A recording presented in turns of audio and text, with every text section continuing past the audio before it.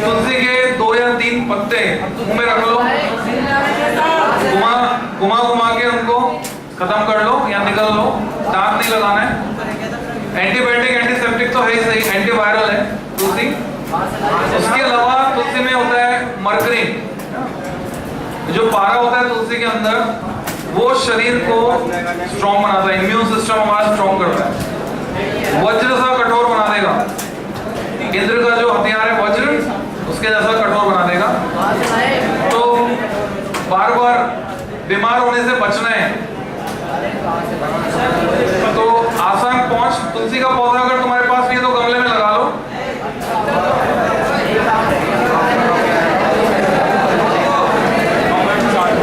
भारत में तुलसी सर्वत्र सुलभ है, बड़ी आसानी से मिल जाएगी, ढूंढोगे तो।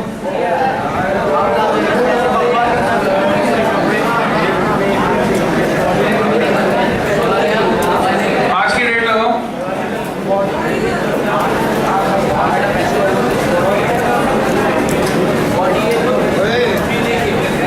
लेक्चर नंबर 63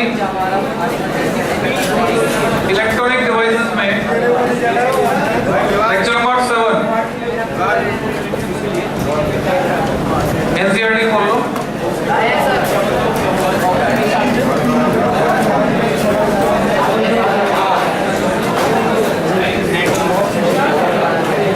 तुम्हें अवेयरनेस होनी चाहिए, तुम कहाँ बैठे हो, किस लिए बैठे हो, क्या कर रहे हो।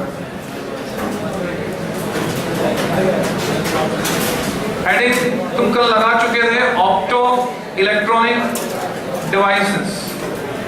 The heading is opto electronic devices. बहुत इंटरेस्टिंग जानकारियां तुम्हें मिलने वाली आज, बहुत मनोरंजक, बहुत काम की, ज्ञानवर्धक। अभी क्या आज हिंदी मीडियम वालों की क्लास लेके आ रहा हूं, तो मनोरंजक, ज्ञानवर्धक। ऑप्टो इलेक्ट्रॉनिक डिवाइसेस में सबसे पहले हमको पढ़ना है फोटो डायोड। हर एक डायोड के बारे में कुछ बेसिक चीजें पता होनी चाहिए, जैसे कि कौन सी बायसिंग उसको दी जाती है, उसका सिंबल क्या होता है, कैसे काम करता है, उसका वर्किंग प्रिंसिपल क्या है, और उसके लिए कैरेक्टरिस्टिक्स। तो कौन से कैरेक्टरिस्टिक खींचोगे, वीआई की आईवी? मतलब तुमने सीखा है, अगर तुम कह रहे हो आईवी, ये तुमने सीखा है। तो फोटो डायोड का सिंबल, ये वो डायोड है जो लाइट पड़ने पर इसका रेजिस्टेंस कम हो जाता है। तो पीएन जंक्शन डायोड के सिंबल में 2 एरो ऐसे बना देते हैं, इसका मतलब लाइट आ रही, तो ये किसका सिंबल हो गया, फोटो डायोड। कैसे काम करता है, फॉरवर्ड बायस करते हैं कि रिवर्स बायस, सारी बात करेंगे। फोटो डायोड 3 अलग अलग मोड में काम कर सकता है, अकॉर्डिंगली इसका नाम भी बदल जाता है। अगर लाइट पड़ने पर रेजिस्टेंस कम हो रहा है तो हम इसको कहते हैं LDR, लाइट डिपेंडेंट रेजिस्टेंस। इसकी एक्टिविटी तुम्हारे सिलेबस में फिजिक्स लैब में जाके वो एक्टिविटी कर सकते हो। जब रोशनी डालेंगे इंटेंसिटी बढ़ेगी लाइट की, इसका रेजिस्टेंस कम हो जाएगा, अंधेरा होगा तो रेजिस्टेंस बढ़ जाएगा। तो ये एक एक्टिविटी है जो लास्ट वॉल पे लगा रखी है दीवार पे, सेटअप इसका। टॉर्च से तुम रोशनी डालकर मल्टीमीटर से रेजिस्टेंस नाप सकते हो, LDR यानी फोटो डायोड। फिर ऐसा भी होता है फोटो कंडक्टर, रोशनी डाली कंडक्शन स्टार्ट कर देगा। इस प्रॉपर्टी को यूज करके काउंटिंग एंड सॉर्टिंग मशीन में लगा सकते हैं, गिनने के लिए। समझते हो, काउंटिंग, गिनना, सॉर्टिंग, छांटना। कन्वेयर बेल्ट पे पार्ले जी के पैकेट्स चल रहे हैं, कार्टन में भरे हुए। तुम्हें गिनना है कितने कार्टन गुजर चुके। इधर तुमने फोटो डायोड लगाया, इधर लाइट सोर्स। जब बीच में खाली जगह तो लाइट पड़ रही है फोटो डायोड पे, फिर कार्टन आ जाएगा तो लाइट ऑब्स्ट्रक्ट हो जाएगी। हर बार जब लाइट पड़ेगी वो काउंट करेगा, 1 2 3 4 काउंटर चालू हो जाएगा, उसके साथ जो सर्किट लगा है काउंटिंग कर देगा। छांटेगा कैसे, एक जहर होता है जिसका नाम होता है Pepsi, Coca Cola, Thums Up, toilet cleaner. इसको 15 साल से ऊपर हो गया, जैसे मुझे पता चला इसमें क्या है, टेस्टिंग की, एक्सपेरिमेंट किया, उसके बाद छोड़ दी। उसके पहले मैंने भी इसका सेवन किया, और कोको कोला, पेप्सी, और उसमें वो आइसक्रीम डाल के बोलते हैं आइसक्रीम विद सोडा, वो पार्टीज भी की। मतलब पहले जब 92 से लेकर जो मान लो 96 तक, 92 से लेकर 96 तक जो स्टूडेंट्स थे तो उनको इसकी पार्टी भी दी। ऐसा होता था रिजल्ट के बाद हम बोलते आइसक्रीम विद सोडा। पर जैसे ही बुद्धि आई, समझ में आ गया, चेक करके देख लिया, पीएच चेक कर लिया, उसका 2 है, हाईली एसिडिक। तो अब मैं इसलिए इसको कह रहा हूं जहर, या फिर कह रहा हूं टॉयलेट क्लीनर चेक करने का। अब वो कन्वेयर बेल्ट पे चल रहा है, कन्वेयर बेल्ट पे चल रहा है। एक साइड तुमने फोटो डायट, जो खाली बॉटल होगी उसमें ज्यादा रोशनी निकलेगी। हमने मैकेनिकल सिस्टम लगा रखा, अरेंजमेंट, एक मैकेनिकल आर्म में वो एक तरफ गिरा देता है। एक बच्चा बोल रहा है सर माउंटेन ड्यू तो पी ले, उसमें तो कोई दिक्कत नहीं। सब ये भाई बहन है, एक जैसी चीजें हैं, ठीक है। इसमें ये सब आर्टिफिशियल है, इसमें एक भी जो है रियल नहीं है, सब आर्टिफिशियल है, ऑल आर हार्मफुल। उसके बारे में अरोड़ा सर राय देंगे, मेरी कोई जानकारी उसमें नहीं है, ठीक है। जो तुम नाम बोल रहे हो उसके बारे में मेरी कोई जानकारी नहीं है। तो ये जो है खाली बॉटल है उसको एक तरफ गिराएगा वो मैकेनिकल आर्म, और जो भरी बॉटल है उसको दूसरी तरफ गिराएगा। तो सॉर्टिंग हो गई, छांट दिया को कौन सी बॉटल खाली कौन सी भरी, और काउंटिंग भी हो गई कितनी बॉटल्स गुजरती। तो जहां कहीं भी ऑप्टिकल सेंसर हमको चाहिए, लिफ्ट में कई बार तो ऐसा होता है कि हाथ लगाओगे तब दरवाजा रुकेगा, तो मैकेनिकल सेंसर है जो फोर्स को सेंस कर रहा है। कई बार ऐसा होगा हाथ मत लगाओ, बीच में तुम खड़े हो या तुमने हाथ ऐसे रखा, कुछ टच नहीं हुआ है हाथ को, दरवाजा रुक जाएगा। रीजन, उसमें लिमिट स्विचेस लगे हुए, उसमें ऑप्टिकल सेंसर है, ये फोटो डायोड, वो सेंस कर रहा है कि बीच में कुछ ऑब्जेक्ट है, ऑब्स्ट्रक्शन। वो लाइट तुम्हें दिखेगी नहीं, इधर से उधर जो लाइट वेव जा रही है वो इंफ्रारेड है, हमको नहीं दिखेगी। जो सेंसर लगा हुआ है वो सेंस करेगा, ठीक वैसे टीवी के रिमोट में होता है, समझ गए। फोटो डायोड की बहुत सारी एप्लीकेशन, बहुत काम का है। ऑटोमेटिक स्विचिंग जो स्ट्रीट लाइट की होती है उसमें काम आता है, अपने आप अंधेरा होने पे लाइट जल जाती है, उजाला होने पे अपने आप बंद हो जाती है। तुम बोलोगे कई बार तो दिन में जली रहती है, कारण ये होता है कि चिड़िया ने बीट कर दी होती है इसके ऊपर, तो ये उजाले को भी अंधेरा सेंस करता है। मेंटेनेंस प्रॉपर नहीं है, सफाई नहीं हो रही है, सर्किट खराब हो गया है, तो दिन में भी लाइट जला के रखता है। तो मेंटेनेंस प्रॉपर चाहिए। ऑटोमेटिक स्विचिंग इसी से होती है, स्ट्रीट लाइट। बर्गर अलार्म दोनों तरह का बना सकते हैं, लाइट पड़ने पर बजा दे, अंधेरा होने पर बजा दे। तो अब इसको फॉरवर्ड बायस में जोड़ें या रिवर्स बायस में, कैरेक्टरिस्टिक कैसा होगा, काम कैसे करता है, प्रिंसिपल क्या है, तो तुम इसका प्रिंसिपल लिख सकते हो, हेडिंग प्रिंसिपल। जब भी तुम्हें प्रिंसिपल लिखना है तुम स्टार्टिंग तो कर ही सकते हो, हाँ लिख दो, इट्स वर्किंग। ये तुमने सीखा है एक्चुअल में, ये सब सारी वो चीजें जो तुमने गेन किया है। Its working is based on the fact that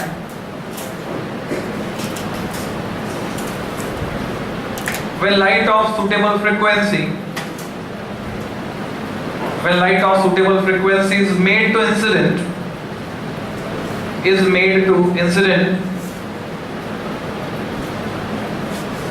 on photodiode,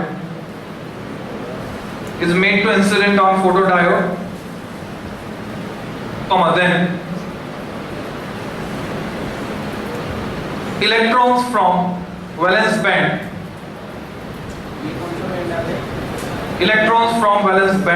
get transferred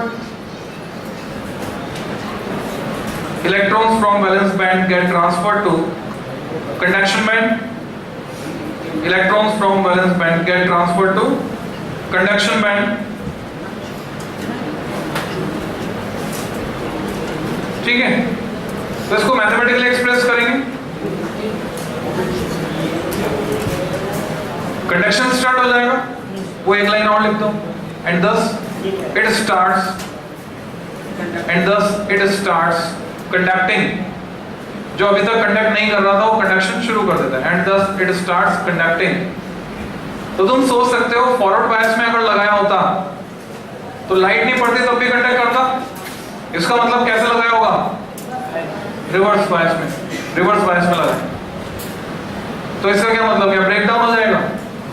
तो यहां थोड़ा सा कंफ्यूजन है, ब्रेक डाउन नहीं हो रहा है, फिर भी रिवर्स बायस में लगा रहे हैं, क्यों लगा रहे हैं समझेंगे हम अभी थोड़ी देर में समझेंगे। तो it starts conducting is okay, यानी अभी तक कंसिडरेबल करंट नहीं थी, अब करंट कंसिडरेबल हो जाती है, ऐसा मान लो। तो मैथमेटिकली अगर मैं एक्सप्रेस करता हूं, तो अगर वो वेवलेंथ लैम्डा है तो एनर्जी कितनी होगी, और अगर फ्रीक्वेंसी न्यू है तो h nu equal to sc by lambda should be greater than equal to Eg. G is band gap, energy band gap, valence band और कंडक्शन बैंड के बीच का गैप पर्टिकुलर सेमीकंडक्टर के लिए बराबर है तो भी ठीक है, इससे ज्यादा है तो भी ठीक है, दोनों सिचुएशन में निकल जाएगा। सीबीएसई बोर्ड वाले working principle of photo diode में सिंपली अगर ये एक्सप्रेशन लेके आते हैं they will get full marks.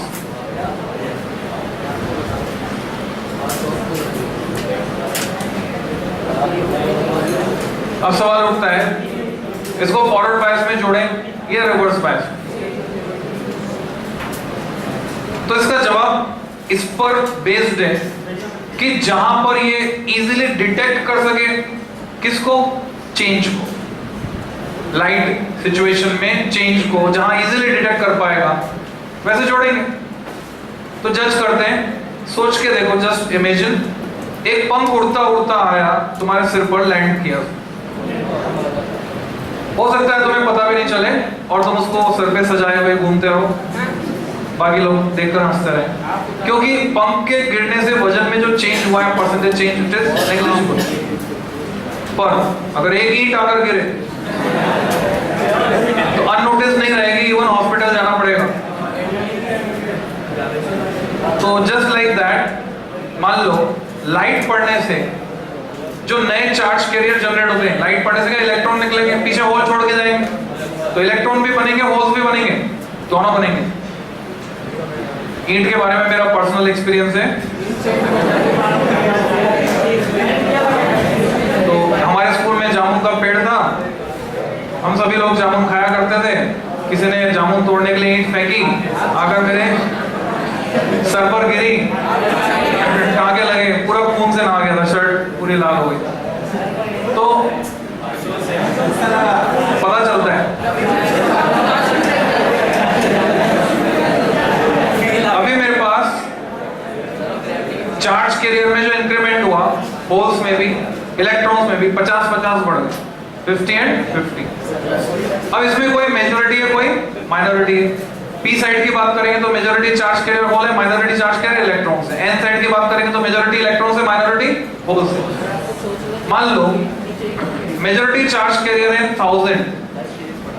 हमने ये भी सीखा कि जो करंट फ्लो होती है फॉरवर्ड करंट, वो मेजॉरिटी चार्ज कैरियर्स के डिफ्यूजन के कारण फ्लो होती, और जो रिवर्स करंट फ्लो होती है वो माइनॉरिटी चार्ज कैरियर के ड्रिफ्ट के कारण फ्लो होती है। रिवर्स करंट के लिए रिस्पांसिबल है माइनॉरिटी कैरियर, फॉरवर्ड करंट के लिए रिस्पांसिबल है मेजॉरिटी कैरियर। मेजॉरिटी कैरियर 1000 है, माइनॉरिटी कैरियर सपोज 50 है। ये डेटा हमने अज्यूम किया, ऐसे राउंड डेटा अनुमान लगाने के लिए। लाइट पड़ी, 50 इलेक्ट्रॉन और होल बढ़ गए, तो मेजॉरिटी में भी कितना प्लस हुआ 50, माइनॉरिटी में भी कितना प्लस हुआ 50। अगर तुमने फॉरवर्ड बायस में जोड़ा तो फॉरवर्ड बायस में जो करंट होती है वो मेजॉरिटी चार्ज कैरियर के कारण होती है, तो करंट में कितना परसेंट इंक्रीमेंट हुआ, परसेंटेज इंक्रीमेंट 5%, तो 5% इंक्रीमेंट हुआ।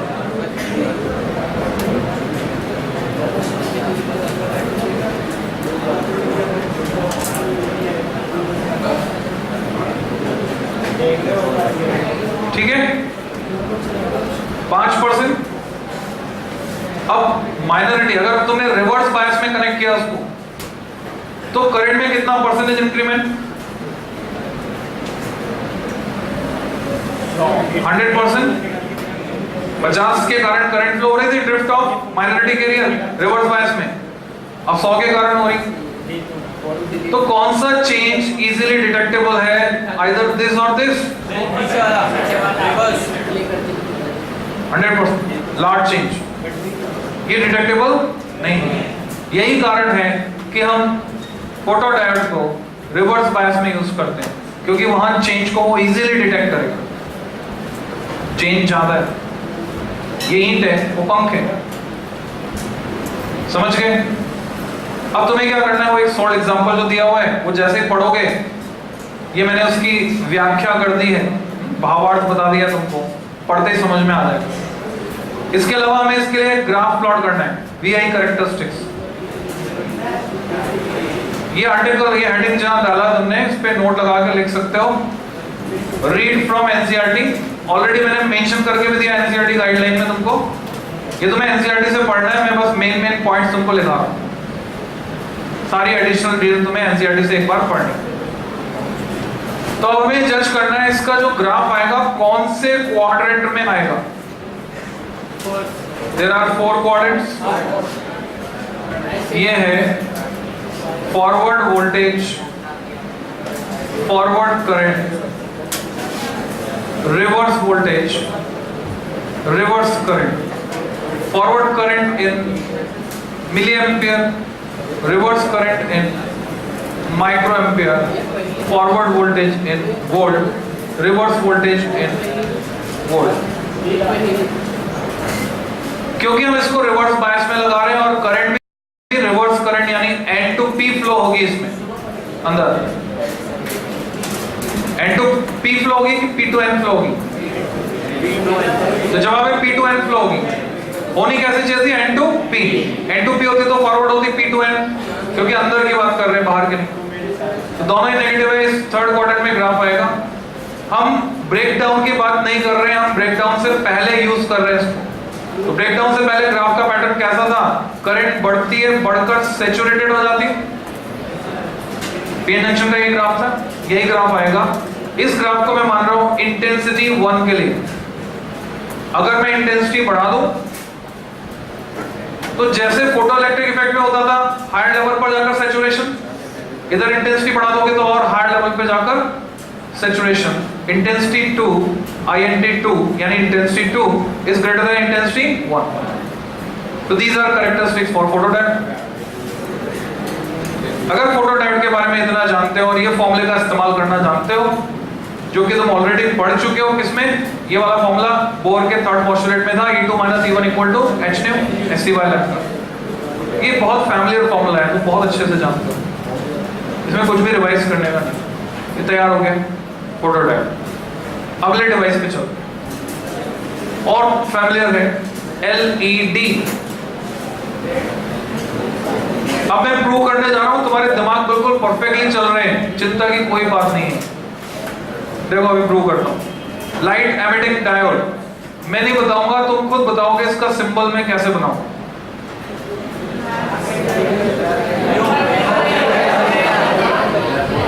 देखो तुमने बताया, मैंने कुछ नहीं बताया, मैंने पढ़ाया भी नहीं था तुमको, फिर भी तुम्हें आता था। इसका मतलब तुम्हारा दिमाग सही चल रहा है, चिंता की कोई बात। टेस्ट हो गया। LED लाइट छोड़ेगी, बाहर जाएगी। कब? ऐसा कब होगा? जब LED को एनर्जाइज करेंगे। अगर तुम्हें एक LED मिल जाए, सब पहचानते हैं LED कैसी होती है। अब तुम उसको चलाना चाहते हो, मान लो तुम करेंसी चेक करने वाली मशीन बनाना चाहते हो, तुम जानना चाहते हो कहीं गलती से तुम्हारे पास 500 या 1000 का एक नकली नोट आ गया है, नकली है कि असली, उसकी पहचान श्योर करना चाहते हो पक्का, तो क्या करना पड़ेगा? बाजार से एक नीले रंग की LED खरीदो जो नीली जलती है।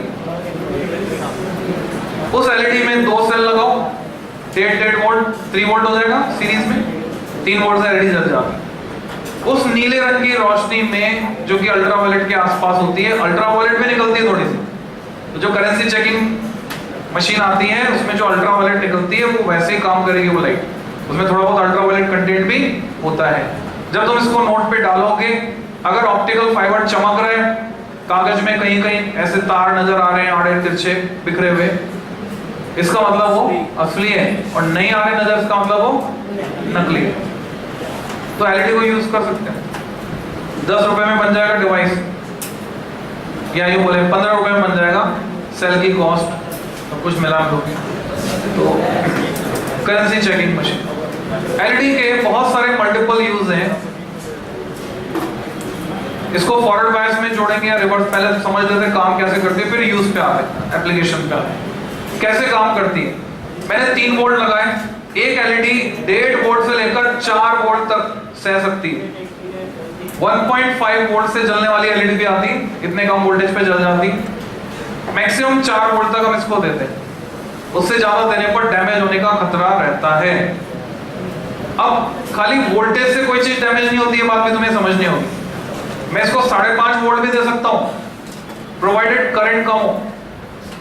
मैंने तुम्हें पिछले कोई लेक्चर में सिखाया था, जैसे वो एग्जांपल दिया था, सेल जोड़ जोड़ के तुम कार को स्टार्ट नहीं कर सकते पेंसिल सेल से बैटरी 12 वोल्ट की बना के। याद आ रहा है कुछ? तो जो काम करती है वो पावर है, ना वोल्टेज काम करती है ना करंट काम करती है, अकेले मिलकर पावर काम करती है। तो अगर करंट कम है तो वोल्टेज ज्यादा भी दे सकते हैं, पर अगर करंट ज्यादा है तो वोल्टेज फिर ज्यादा नहीं दे सकता, फिर जल जाएंगे। तो जनरली 1.5 से 4 वोल्ट में एलईडी को चलाते हैं। अब कैसे चल रही है? एनर्जी ली इलेक्ट्रॉन्स ने, इलेक्ट्रॉन्स चल जाएंगे वैलेंस बैंड से कंडक्शन बैंड में। अचानक मिली हुई इस एनर्जी को ज्यादा देर अपने पास संभाल के नहीं रख पाते हैं, जैसे लॉटरी से मिला हुआ पैसा। उदाहरण है 5 करोड़ जिसने जीते थे बिहार में, जो व्यक्ति था, कौन बनेगा करोड़पति, और भी वापस सड़क पर है। तो वापस वो इलेक्ट्रॉन लौट के आता है, वैलेंस बैंड में रिकंबाइन होता है, इसको बोलते हैं इलेक्ट्रॉन होल रिकॉम्बिनेशन, होल के साथ रिकंबाइन होता है, और जो एक्सेस ऑफ एनर्जी है, एनर्जी बैंड गैप के बराबर, उसको लिबरेट कर देता है। तो पिछला जो एक्सप्रेशन तुमने लिखा और आप एलईडी के लिए लिखोगे, उसमें अंतर क्या आ जाएगा? ये ग्रेटर देन इक्वल टू था, एलईडी के लिए लिखोगे तो वो लाइट आ रही थी, लेस देन नहीं आएगा, इक्वल टू हो जाएगा, exactly equal to. Less than हो सकता है स्पेशल सिचुएशन में, इन जनरल इक्वल टू लेकर हमें चलना है बोर्ड लेवल पे। तो ये लाइट निकल रही है, वो आ रही थी, ये निकल रही बैंड गैप के बराबर। अब एलईडी जो लाइट निकालती है वो विजिबल रेंज में अगर है तो दिखाई देगी, विजिबल रेंज में नहीं है तो दिखाई नहीं देगी। यानी ये रेडिएशन, हीट रेडिएशन भी हो सकता है, इंफ्रारेड भी हो सकता है। तो हमें वो जांच करनी है कौन सा विजिबल रेंज में होगा, तो फिर एक डेटा तैयार करना है तुमको। इसी फॉर्मूले से हम कैलकुलेशन कर सकते हैं। मैं ये जानना चाहता हूं, मैंने सिलिकॉन यूज करके एलईडी बनाई या जर्मेनियम यूज करके एलईडी बनाई, तो रोशनी दिखेगी कि नहीं दिखेगी, ये जानना चाहता हूं। तो मैंने क्या किया, लैम्डा की जगह लैम्डा रेड 700 नैनोमीटर 700 इंटू 10⁻⁹ यहां रखा। एचसी की वैल्यू तुम्हें याद होगी, चेक करते हैं। तो ये तुम्हारी उपलब्धि है, इस पे खुश हो जाओ। 2 इंटू 10⁻⁻25 तैयार करवाया था क्लास में, H इंटू C। जैसे ही रखोगे EG कैलकुलेट होएगा, पर EG जूल में आएगा। हमको जूल में नहीं चाहिए, हमें तो इलेक्ट्रॉन वोल्ट में पता है कि सिलिकॉन के लिए band gap, energy band gap होता है 1.1 इलेक्ट्रॉन वोल्ट। तो मैं E से और डिवाइड करूंगा तो क्या आ जाएगा? इलेक्ट्रॉन वोल्ट में आ जाएगा। तो E से और डिवाइड करूंगा, इलेक्ट्रॉन वोल्ट में वैल्यू आ गई। क्या वैल्यू आती है? रेड के करस्पॉन्डिंग मुझे मिलता है 1.8 इलेक्ट्रॉन वोल्ट, और वॉयलेट के करस्पॉन्डिंग मुझे मिलता है 2.8, जिसको राउंड ऑफ करके एनसीईआरटी में लिखा हुआ है 3 इलेक्ट्रॉन वोल्ट। तो हमें रेंज पता चल गई। अब तुमसे अगर पूछा जाए, बताओ सिलिकॉन से एलईडी बनाई है, लाइट दिखेगी कि नहीं दिखेगी? इस रेंज में है क्या? 1.8 से 3 के बीच में है क्या? उसका बैंड गैप नहीं है इस रेंज में, तो लाइट नहीं दिखेगी। तो फिर अगला सवाल, अच्छा नहीं दिखेगी तो कौन से रीजन में होगी, अल्ट्रावायलेट या इंफ्रारेड? अल्ट्रावायलेट कैसे होगी भाई? 1.8 से कम है, 1.8 से कम है 1.1, इंफ्रारेड, इंफ्रारेड रीजन में हो। इसका मतलब टीवी के रिमोट में लगी हुई एलईडी सिलिकॉन से बनती होगी। जर्मेनियम से बनाएंगे 0.7, लाइट दिखेगी क्या? नहीं दिखेगी। चलो सेमीकंडक्टिंग कंपाउंड यूज करते हैं, गैलियम आर्सेनाइड GaAs, अभी दिख जाएगी क्या? तो जवाब है इसका एनर्जी बैंड गैप 1.4 लिखा हुआ है एक जगह एनसीईआरटी में, तो जवाब है फिर से नहीं दिखेगी। कौन सी रेंज में? अभी भी इंफ्रारेड। ठीक है, तो क्या करना पड़ेगा, ऐसा सेमीकंडक्टिंग कंपाउंड यूज करना पड़ेगा, GaAsP, गैलियम आर्सेनाइड फॉस्फाइड। क्या लिखूं यहाँ पे, x की 1 - x, वेरीफाई कर लो बुक से किधर 1 - x किधर x, उल्टा है या सही है। अब कैसे याद रखें, मैं तरीका बता रहा हूं तुम्हें। मान लो तुम कंफ्यूज हो गए कि कौन सा 1 - x और कौन सा x, तो अब यहां कुछ ना कुछ लॉजिक लगाना पड़ेगा हमको। लॉजिक बहुत सिंपल है, जो छोटी क्वांटिटी है वो पहले आएगी, जो बड़ी क्वांटिटी है वो बाद में आएगी। 1 - x x से छोटा होगा, जरूरी है क्या? हाँ, अब वो भी चक्कर है, तो कुछ तुम्हें सिंपल रूल इसमें लगाना पड़ेगा कोई ना कोई समझने के लिए। तुम्हें मानो x पॉजिटिव है तो ठीक है। तो ये फॉर्मूला है उस सेमीकंडक्टिंग कंपाउंड का कि जिससे लाइट विजिबल रेंज में निकले।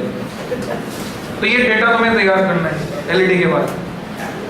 फिर एनसीईआरटी में लिखा है कि हम व्हाइट एलईडी बनाने की कोशिश कर रहे हैं, पर तुम्हें पता है एट प्रेजेंट हमारे पास एलईडी में कैसा डेवलपमेंट हुआ था। सबसे पहले लाल रंग की एलईडी आती थी, जिससे सारे रेलवे के डिस्प्ले बने हुए, कौन सी ट्रेन लेट आएगी, कौन से प्लेटफॉर्म पे आएगी, सब एलईडी डिस्प्ले। बहुत लॉन्ग लाइफ है एलईडी की, बहुत ड्यूरेबल है। तब के डिस्प्ले अभी तक चल रहे हैं, जाने कब बने थे, तुम्हारे जन्म से पहले बने थे, अभी भी चल रहे हैं। एलईडी की लाइफ बहुत लॉन्ग। पहले सिर्फ 2 कलर की एलईडी आती थी, लाल और हरी।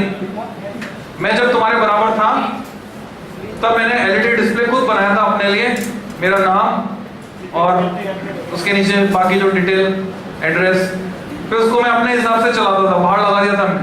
पहले मैंने प्लास्टर ऑफ पेरिस का एक सांचा बनाया, पूरा बोर्ड, उसमें उसको फिट किया। और जैसा पहले एक बार मैंने शेयर किया था तुम्हारे साथ कि वो तार जो चॉक कॉइल में होते हैं, ट्रांसफार्मर होते हैं, क्योंकि भाई जब मैं तुम्हारी एज में हूं तो उस टाइम पे पेरेंट्स से मैं पैसा इन सब कामों के लिए एक्सपेक्ट नहीं कर सकता। बोलेंगे क्या फालतू के काम, इसके लिए कोई पैसा नहीं। तो सब काम कैसे ढूंढने पड़ेंगे जो सस्ते में हो जाए, बिना पैसे हिंग लगे ना फिट करी। तो पुरानी खराब चीजें ली, इसलिए आज इंजीनियर बना। तो उसमें से तार निकाल के उस तार से, मेरा कमरा ऊपर था फर्स्ट फ्लोर पे, मैंने उसको लगाया, उसमें माइक्रोफोन भी लगाया, उसमें वो लगाया इंटरफॉन, घंटे लगाई और एलईडी डिस्प्ले चलता था। एक दिन सुबह 3:30 बजे किसी ने उसको उखाड़ा, चोरी करके ले गया। पीछे घंटी बजी 3:30 बजे, मैंने कहा इतनी रात को कौन आया, बस सुबह कौन आया। तो बाहर जाके देखा तो वो गायब था, तो तार भिड़ गए थे आपस में, तो घंटी बज गई। ऐसे हम क्या बना सकते हैं, एलईडी डिस्प्ले। एलईडी बहुत काम की चीज, लॉन्ग लाइफ एलईडी की। तो पहले लाल और हरी आई, फिर नई जो एलईडी आई उसमें 3 टर्मिनल थे। एलईडी को कैसे पहचानोगे, ये तो सिंपल हो गया। अब तुम्हें इसमें पॉजिटिव नेगेटिव पहचानना आना चाहिए। इस तरह का स्ट्रक्चर दिखता है। अगर बिल्कुल ब्रांड न्यू नई एलईडी है, एक टर्मिनल बड़ा होता है, कैपेसिटर में भी एक कोड होता है, जो टर्मिनल बड़ा है वो पॉजिटिव होता है, जो छोटा है वो नेगेटिव। पर अगर तुमने किसी सर्किट से उखाड़ा है, इसको काट के निकाला है, तब बड़े छोटे का पता नहीं चलेगा। तब ऐसे पता चलेगा, इसके अंदर झांक के देखो, ट्रांसपेरेंट होती है। एक इलेक्ट्रोड इस शेप की होती है बड़ी साइज में, दूसरी इलेक्ट्रोड छोटी होती है। जो बड़ी वाली होती है वो नेगेटिव होती है, जो छोटी वाली होती है वो पॉजिटिव होती है।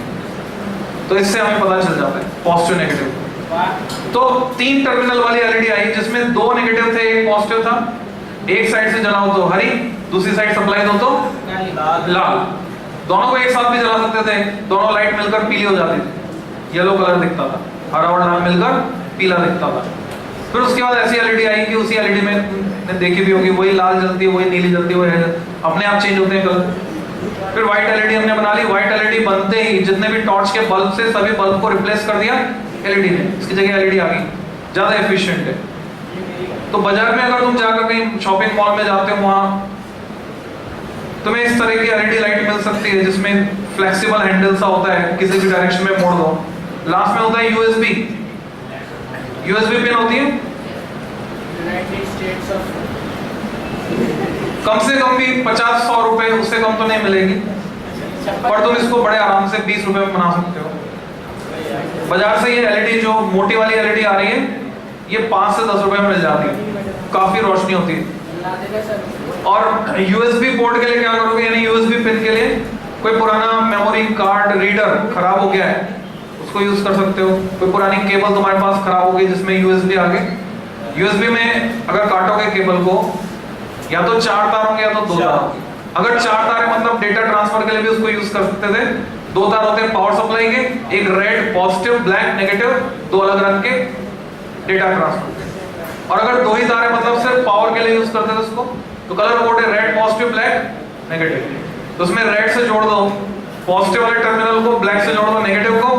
अब तुम उस यूएसबी को चाहे चार्जर में लगाओ, चाहे लैपटॉप में लगाओ, कहीं भी यूएसबी पोर्ट है, एलईडी ग्लो करेगी, एलईडी लैंप बन गया। तो एलईडी बहुत काम की चीज है एक्चुअल में। तो बहुत सारे यूजेस एलईडी के हो सकते हैं और नए यूजेस और सोच सकते हैं हम दिमाग से, और इसकी नई एप्लीकेशंस निकाल सकते हैं। कैसे काम करते हैं मैंने बता दिया। ये ऑर्डिनरी लैंप बल्ब के कंपैरिजन में बहुत ज्यादा एडवांटेजेस है। इस पे खड़े हो जाओ तो भी चलती रहेगी, बल्ब तो फूट जाएगा। ये फ्यूज नहीं होती, बल्ब की तरह कोई फिलामेंट इसमें नहीं है, फ्यूज नहीं होती।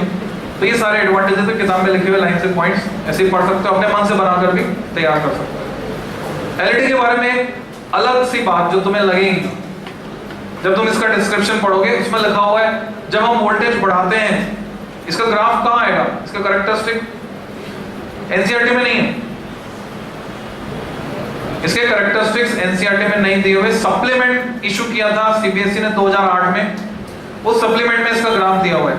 लैब में अवेलेबल है, फ्रेंड्स बाजार में मुंद्रा जेरोक्स दुकान है वहां पे अवेलेबल है, वहां से तुम सप्लीमेंट फोटोकॉपी करवा सकते हो। हमें पता है फॉरवर्ड बायस में फॉरवर्ड करंट फ्लो होगी, तो ग्राफ कैसा आएगा,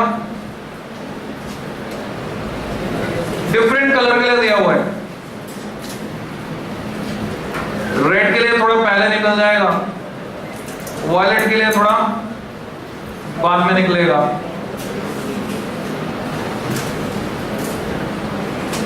याद रखने का तरीका क्या है, अगर प्रिज्म में हम व्हाइट लाइट डालते हैं, जो स्पेक्ट्रम बनता है उसमें सबसे पहले कौन सा रंग होता है, स्पेक्ट्रम का सीक्वेंस होता है रेड टू वायलेट, क्योंकि रेड का रिफ्रैक्टिव इंडेक्स सबसे कम है, वो सबसे कम डेविएट होता है, वायलेट का सबसे ज्यादा, वो सबसे ज्यादा डेविएट। विबग्योर का रिवर्स ऑर्डर।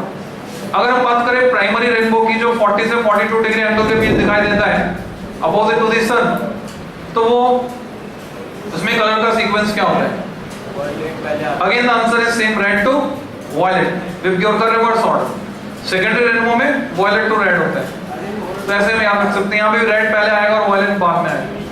इवन कुछ और कलर दिए हैं, अंबर, अंबर समझते हो कैसा कलर होता है, ऑफ वाइट या व्हाइट से मिलता जुलता होता है, तो वो भी दिया है, तो तुम देख सकते हो। कलर डायग्राम है जो सप्लीमेंट दिया है, फोटोकॉपी करोगे तो ब्लैक एंड व्हाइट दिखेगा, पर उसमें कलर लिख दिया उन्होंने। तो ये कैरेक्टरिस्टिक्स हो गई एलईडी की जो एनसीईआरटी में मेंशन नहीं है, एग्जाम में पूछी जा चुकी है। एग्जाम में पूछा उन्होंने 1 नंबर में सवाल, कैरेक्टरिस्टिक्स बनाओ एलईडी की, तो जवाब ये है तुम्हारे सामने। तो वो अजीब सी बात क्या है एलईडी के बारे में, यहाँ तो हम देख रहे हैं वोल्टेज बढ़ा रहे तो करंट भी बढ़ रही है, करंट बढ़ रही है तो इंटेंसिटी लाइट की बढ़नी चाहिए। तो अगर हम वोल्टेज बढ़ाते हैं 1.5 वोल्ट से धीरे धीरे बढ़ा रहे हैं 3, 3.5 पे गए, इंटेंसिटी बढ़कर मैक्सिमम हो गई। जैसे मैं 3.5 से ज्यादा वोल्ट देने की कोशिश करता हूँ, अब डाउन होती है, इंटेंसिटी कम हो जाती है। तो उसका कारण थोड़ा सा समझने की कोशिश करो तो समझ में आ जाएगा ऐसा क्यों हो रहा है कि वोल्टेज बढ़ाने के बावजूद लाइट की इंटेंसिटी कम हो रही। तो हम ऐसे एक्सप्लेनेशन दे सकते हैं, हो सकता है जो लाइट है वो विजिबल रेंज से इनविजिबल में चली गई हो, इसलिए हमें दिखाई देना बंद हो गई, ऐसा कुछ हम समझ सकते हैं। तो इतना अगर तुम एलईडी के बारे में जानते हो सफिशिएंट है, तो हमने एलईडी को पढ़ ली। और कोई दिमाग में तुम्हारी बात आ रही है, कोई सवाल पूछना चाहते हो जो? हाँ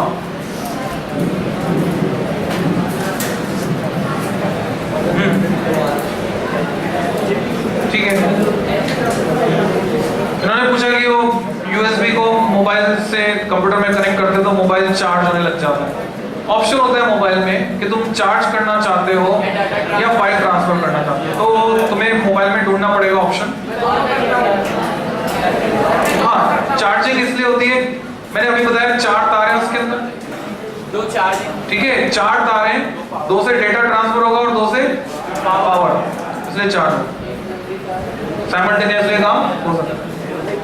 और जो नेगेटिव होता है, जितने भी डीसी सर्किट होते हैं इनमें सब में नेगेटिव कॉमन होता है, आगे मैं समझाऊंगा। यानी वो डेटा ट्रांसफर के लिए 2 नहीं 3 तार काम करेंगे, नेगेटिव भी पार्टिसिपेट करता है ब्लैक वाला, पावर में भी कॉमनली डेटा ट्रांसफर।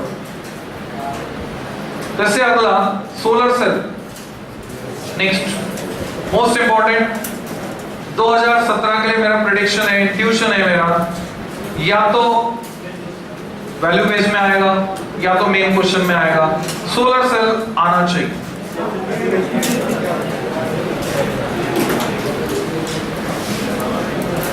तो सोलर सेल, इसका कोई सिंबल नहीं है हमारे पास, पहले बात, ठीक है, सोलर सेल का कोई सिंबल नहीं। जो बुक में डायग्राम बना हुआ है वो तुम तैयार कर सकते हो, उस डायग्राम का विजुअलाइजेशन मैं तुम्हें समझा देता हूं। वो स्कीमेटिक डायग्राम है, कोई सिंबल नहीं है, सर्किट सिंबल नहीं।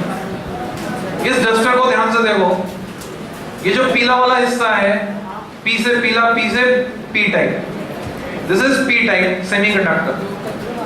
और जो ये हरा वाला हिस्सा है, पतला सा, पतली सी लेयर, ये एन टाइप सेमीकंडक्टर की है, इतनी थिन है कि लाइट आकर इंसिडेंट होगी तो पेनिट्रेट करके जंक्शन तक पहुंच जाएगी। एक मेटल की प्लेट नीचे लगा दी, दूसरी मेटल की प्लेट जिसका स्ट्रक्चर बीच में से स्लॉट्स कटे हुए हैं, जैसा हम एडी करंट्स में कम करने के लिए काट देते थे, उसको ऊपर लगा दिया जिससे बीच में खाली जगह में से लाइट आ सके। फोटो डायोड के कंपैरिजन में ये जो सोलर सेल है, इसमें जो सेंसिंग एरिया होता है जिस पर लाइट आकर गिरती है, सेंस करने वाला एरिया ज्यादा होता है, it is larger, sensing area is larger. ये डिवाइस है फोटो सेल। मेरा सवाल है कि जो फोटो सेल है, ध्यान से सुनना सवाल, सभी को जवाब सोचना है और जवाब देना है। इसको हम फॉरवर्ड बायस में लगाएं सर्किट में या रिवर्स बायस में? जो जो कॉन्फिडेंट है हाथ ऊपर करते जाओ, जवाब देते जाओ। चलो मैं तुमसे वाई भी नहीं पूछ रहा, क्यों नहीं बताना है, सिर्फ ये बताना है जो तुम्हें लग रहा है, इंट्यूशन हो रहा है, एफ बी और आर बी। जो कॉन्फिडेंट है बोलो, हाँ फॉरवर्ड बायस। और कौन कॉन्फिडेंट है? जो जिनको पूरा कॉन्फिडेंस आता जा रहा है अपनी सोच पर, वो जवाब देते जाओ। हाँ बोलो, एफ बी, फटाफट बोलते जाओ, एफ बी। हाँ क्या बोल रहे हो? दोनों फॉरवर्ड, अच्छा हाँ आर बी और अच्छा ठीक है। अब इस एक्सरसाइज पे ही रोकते हैं। तुमने अभी भी वो जो क्लैप लगा रखे हैं उनको हटाओ, बारात की घोड़ी के आंख के इधर लगा देते हैं, ठीक है। पहले भी हम क्वेश्चन डिस्कस कर चुके हैं, और दिमाग से सोचो, बाकी संभावनाओं पे विचार करो। ये नहीं कि जो तुम्हें क्वेश्चन में दिखाया जा रहा है, क्वेश्चन में क्या दिखाया जा रहा है, मैंने क्वेश्चन को बायस करके पूछा है, वेदर फॉरवर्ड बायस और रिवर्स बायस। तुम्हारा दिमाग सोच रहा है forward bias, reverse bias, forward bias. ये सेल है भाई, सोलर सेल, इसके सर्किट में बायसिंग लगाएंगे नहीं, बायसिंग ये देगा। तो सोलर सेल में हम कोई बायस नहीं लगाते, बायसिंग तो ये खुद प्रोवाइड करेगा। सेल है, फोटोवोल्टेइक मोड में काम करता है। तो एक लाइन लिख दोगे सोलर सेल में, it works in photovoltaic mode, ये इसका प्रिंसिपल है। It works in photovoltaic mode, photo VOLTAIC, voltaic mode, MODE mode, जैसे कैलकुलेटर में होते हैं अलग अलग मोड, डिग्री, रेडियन। तो in photovoltaic mode, that is I dot E dot, that is it directly converts light energy into dash energy, electrical आता है भाई, तुमको आता है इलेक्ट्रिकल एनर्जी। तो सोलर सेल का कंस्ट्रक्शन का मैंने थोड़ा सा आइडिया तुमको दिया, काम कैसे करेगा, वर्किंग समझा रहा हूं। इसकी वर्किंग इंपॉर्टेंट है, जैसा तुम्हें याद दिलाऊं, जब हमने पीएन जंक्शन फॉर्म किया था तो दो इंपॉर्टेंट प्रोसेस वहां हुए थे, diffusion of majority charge carrier and drift of minority charge carrier. अगर याद आ रहा है तो मतलब तुम्हें याद रहता है, क्योंकि दोबारा हमने डिस्कस नहीं किया। तो डिफ्यूजन और ड्रिफ्ट ये दो इंपॉर्टेंट प्रोसेस हुए थे। वैसे ही सोलर सेल जब बनता है, इसमें जब करंट फ्लो होती है, इसकी वर्किंग में तीन इंपॉर्टेंट प्रोसेस पार्टिसिपेट करते हैं। ये सोलर सेल लाइट आकर गिरी, पेनिट्रेट करके जंक्शन एरिया तक पहुंची, फील करते जाओ, वीडियो बनाते जाओ अपने दिमाग में। पेनिट्रेट जंक्शन एरिया तक पहुंची, इलेक्ट्रॉन निकले, निकल कर इकट्ठे हुए ऊपर वाली प्लेट में। ऊपर वाली प्लेट नेगेटिवली चार्ज होती जा रही है, जहां से इलेक्ट्रॉन निकल के आ रहे हैं, खींच रहे हैं, नीचे मेटल से खींचे जाएंगे फाइनली वो, तो नीचे वाली प्लेट पॉजिटिवली चार्ज होती जा रही है। अभी दोनों प्लेट्स के बीच में पोटेंशियल का डिफरेंस क्रिएट हो गया। अब मैं चाहूं तो इससे करंट फ्लो करवा सकता हूं। यहाँ पे मोबाइल चार्ज कैरियर अवेलेबल है, वैसी सिचुएशन नहीं है पीएन जंक्शन जैसे जहां पर मोबाइल चार्ज कैरियर नहीं थे। तो मैं याद आ रहा हूं, एक रेजिस्टेंस लगाकर मैंने पूछा था करंट फ्लो होगी कि नहीं, जवाब तो नहीं होगी, क्योंकि चार्ज को ले जाने वाला कोई नहीं था। यहाँ है, ठीक है। तो अब अगर मैं इसके लिए ग्राफ खींचना चाहता हूं, पहले तो प्रोसेस के तीन प्रोसेस के नाम जो बड़े आसान है। सबसे पहले क्या होगा, जनरेशन। किसका? इलेक्ट्रॉन निकलेगा, पीछे होल छोड़ के जाएगा, इलेक्ट्रॉन होल पेयर का जनरेशन। तो सबसे पहले इलेक्ट्रॉन होल पेयर जनरेट होंगे, लाइट पड़ेगी। दूसरा प्रोसेस सेपरेशन, इलेक्ट्रॉन अलग हो जाएंगे, होल अलग हो जाएंगे। Second important process is separation, generation then separation.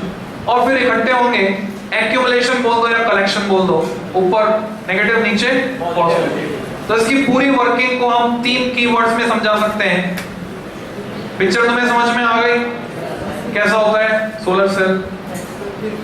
तो जनरेशन, सेपरेशन, कलेक्शन और एक्यूमुलेशन, कुछ भी कह सकते। अब इसका ग्राफ बनाना है, तो ये तय करना पड़ेगा कि कौन सा क्वाड्रेंट चूज करें, कौन से क्वाड्रेंट में बनाएं। तो फोर्थ ऐसे नहीं कि किताब देख के बोल दो, तुम्हें क्लियर होना चाहिए। 4K क्लियरिटी चाहिए हमको, है ना, HD नहीं 4K। तो समझो ये है PN junction diode and it is forward biased. जब फॉरवर्ड बायस्ड होता है तो करंट कैसे फ्लो होती है इसके अंदर? P2N।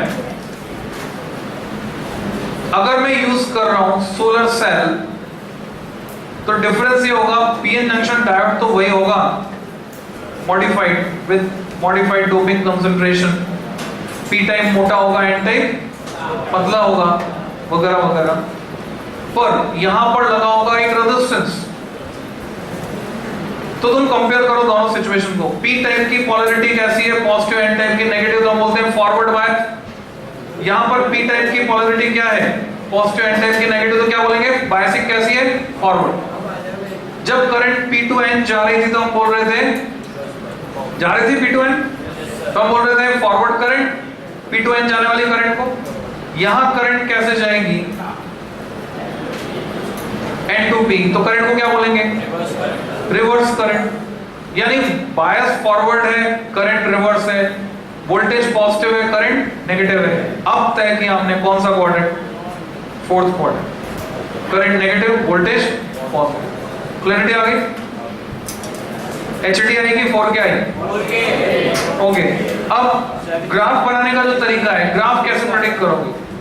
Starting point, and point पता चल जाए, बाकी पैटर्न हम प्रेडिक्ट कर लेंगे, इंट्यूशन से चल जाएगा काम। मैंने इसमें कोई तार नहीं जोड़ा, ये सोलर सेल धूप में रखा, रोशनी पड़ी, पोटेंशियल डिफरेंस डेवलप हो गया। अभी इसको क्लोज सर्किट में नहीं रहा, ओपन सर्किट, तो क्या कोई करंट फ्लो हो रहा है? अगर करंट फ्लो नहीं हो रहा है मतलब करंट इज जीरो, यानी ये वाला एक्सिस सर्टेन पोटेंशियल डिफरेंस है, जिसको मैं ईएमएफ भी कह सकता हूं। करंट इलेक्ट्रिसिटी में जाके ईएमएफ की डेफिनेशन देखो, it is open circuit TPT, open circuit terminal potential difference.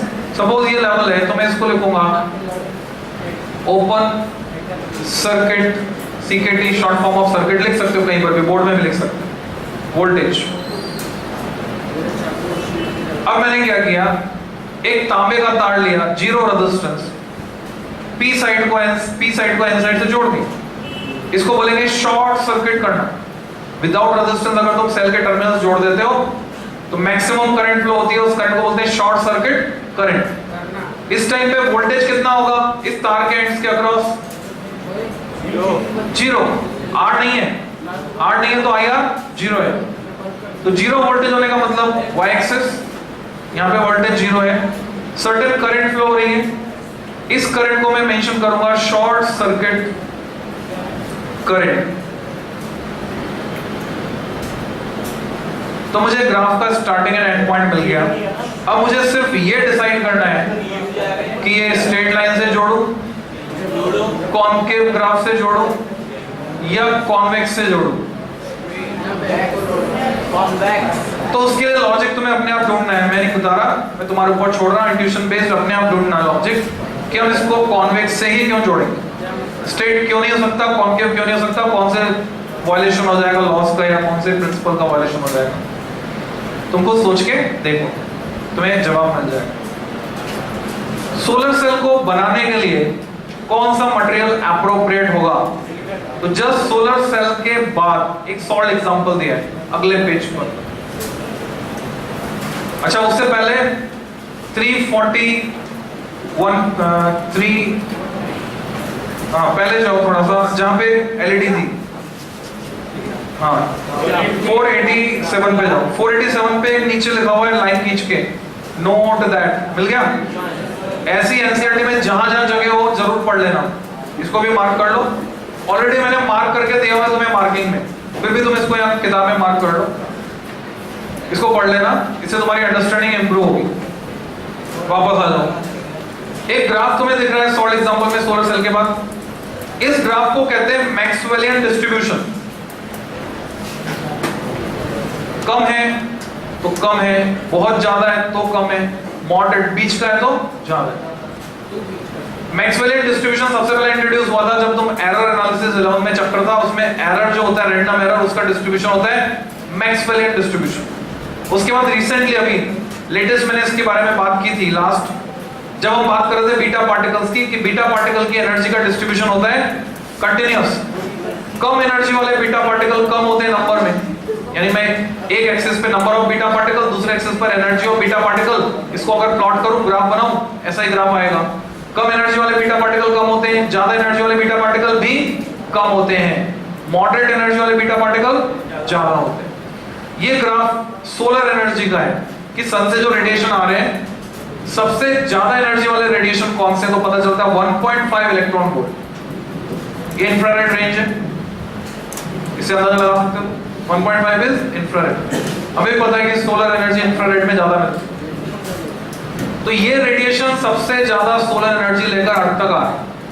अगर हम सोलर सेल बनाना चाहते हैं, हमारा ऑब्जेक्टिव उद्देश्य क्या है? मैक्सिमम सोलर एनर्जी को हार्नेस करना, उसका दोहन करना, यानी मैक्सिमम सोलर एनर्जी हम उसमें से निकालना चाहते हैं। तो अगर मैं गैलेना यूज करता हूं, क्या होता है? एक बार में याद हो गया तुम, बढ़िया चल रहा है तुम्हारा दिमाग। पीवीएस। तो गैलेना अगर मैंने यूज किया तो गैलेना का जो बैंड गैप है बहुत कम है, 0.4 इलेक्ट्रॉन वोल्ट। मैं 0.4 एनर्जी निकाल पाऊंगा। जैसे मान लो यहाँ पर एक बाल्टी है और मेरे पास एक चाय का कप है, उस बाल्टी को पानी से भरने के लिए एक बड़ा कंटेनर है, टंकी, मेरे को टंकी से बाल्टी भरनी है, मैं एक एक कप निकाल के भरूं। It is just like galena से हम सोलर एनर्जी को एक्सट्रैक्ट कर रहे हैं। थोड़ा बड़ा डिवाइस लेते हैं, गिलास, पानी पीने का गिलास।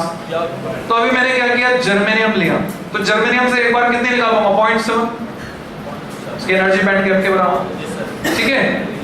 अब मैंने मग्गा लिया, मग्गा मतलब मग लिया, यानी सिलिकॉन 1.1 निकल जाएगा एक बार, 1.1 इलेक्ट्रॉन वोल्ट। पर अगर मैं गैलियम आर्सेनाइड लेता हूं, GaAs, जिसका एनर्जी बैंड, हाँ बाल्टी को पूरा उसमें डुबो दिया, तो GaAs गैलियम आर्सेनाइड, इसका एनर्जी बैंड गैप एनसीईआरटी में तीन वैल्यू दी हुई है। एक जगह सबसे पहले जब आया तो 1.4, दूसरी बार आया तो 1.45, तीसरी बार आया तो 1.5। कोई बात नहीं, जाने दो, जहां जैसी जरूरत होगी हम ऐसा मान लेंगे। तो 1.5 इलेक्ट्रॉन वोल्ट एनर्जी गैप है गैलियम आर्सेनाइड में, ठीक है। तो मैक्सिमम हार्डनेस कर सकते हो, तो मोस्ट सुटेबल क्या हुआ? Gallium arsenide. मग्गा भी चलेगा, 1.1 सिलिकॉन भी चलेगा, silicon is okay, gallium arsenide is better. तो सोलर सेल बनाने के लिए हम इसका इस्तेमाल करते हैं। वो जो सॉल्ट एग्जांपल है वो तुम्हें समझ में आ जाएगा, पर एक बार में समझ में नहीं आए तो एक बार पढ़ के छोड़ देना, अगली बार उसको एक दिन बाद पढ़ना, समझ में आएगा। कोई भी चीज जो तुम्हें एक बार में समझ में नहीं आए तुरंत से कोशिश मत करो, छोड़ दो, अगले दिन पढ़ो, 2 दिन बाद पढ़ो, अच्छी अंडरस्टैंडिंग बनेगी। इसको एक लाइव एग्जांपल से जोड़ते हैं, हमेशा के लिए समझ में आएगी चीज, दोबारा नहीं पढ़ना पड़ेगा।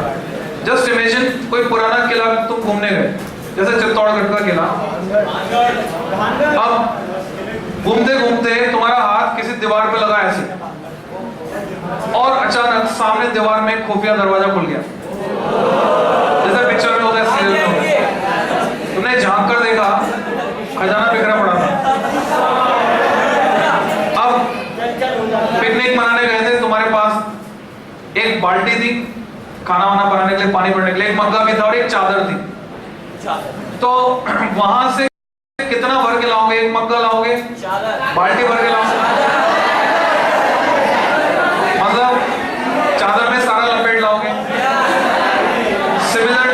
सिमिलरली अभी सोलर एनर्जी हमें फ्री मिल रही है ना, पानी का पैसा लग चुका है, हवा भी फ्री है, पर सोलर एनर्जी भी फ्री है। तो हम क्या चाहेंगे? सोलर एनर्जी में से मैक्सिमम जितना एक्सट्रैक्ट कर सकते हैं वो एक्सट्रैक्ट कर लें। That's why gallium arsenide is most suitable material. समझ में आ गया? ठीक है। So this is all about solar cell. The last one जो एनसीईआरटी में नहीं है, लिखो laser diode. Laser diode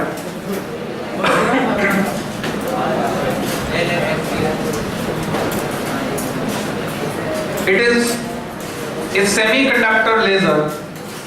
laser का फुल फॉर्म तुम्हें आना चाहिए, जिसको नहीं आता ब्रैकेट में लिख लेना साथ में। It is a semiconductor laser,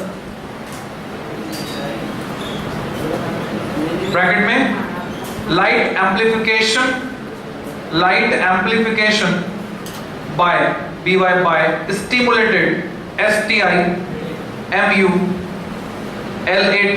stimulated emission of radiation.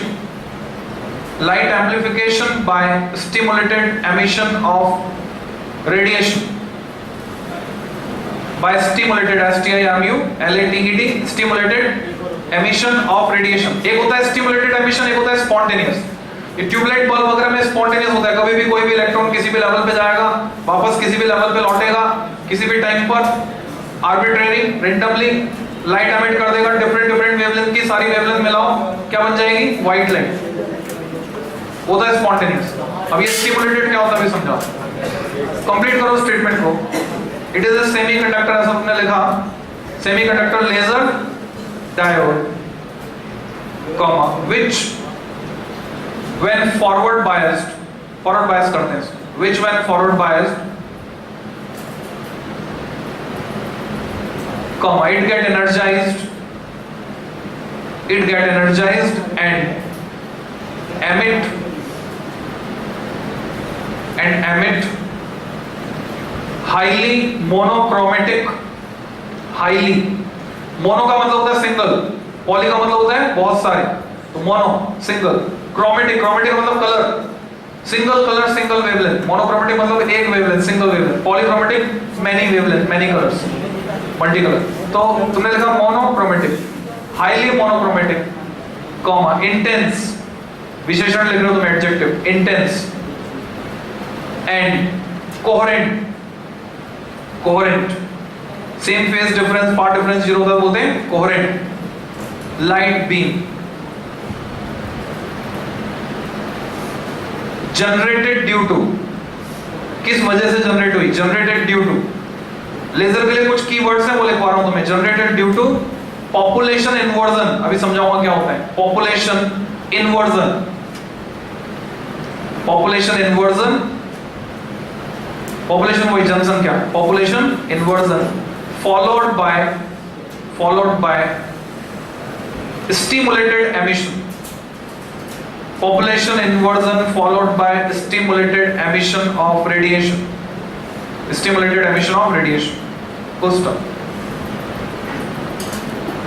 तो तुम्हें अब ये समझना है लेजर जो है हाईली मोनोक्रोमेटिक क्यों है, कोहेरेंट कैसे है, इंटेंस क्यों है, तीनों बात समझा।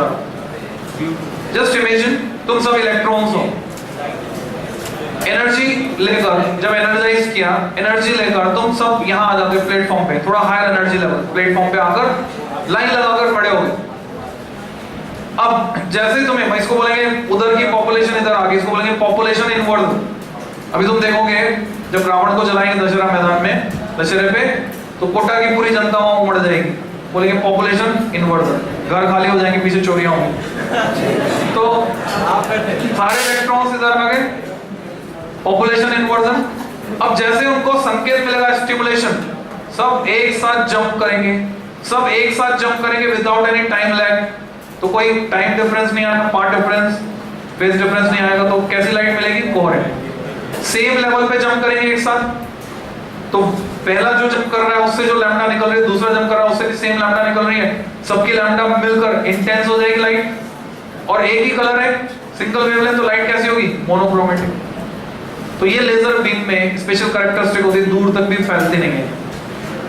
तीन तरह की लेजर होती है, सेमीकंडक्टर लेजर है, ऐसे गैस लेजर होती है, रूबी नियॉन लेजर, ऐसे सॉलिड स्टेट लेजर होती है। जेम्स बॉन्ड की घड़ी में जो लेजर है वो कौन सी है, जिससे मेटल कट जाता है?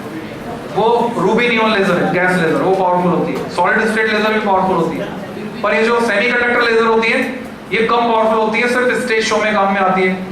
जो लाइट दिखाते हैं तो घूमती हुई अलग अलग पैटर्न बनते हुए दिखाते हैं, और उसमें काम आती है। ठीक, काफी है। नेक्स्ट कल ट्रांजिस्टर पढ़ेंगे। Thank you.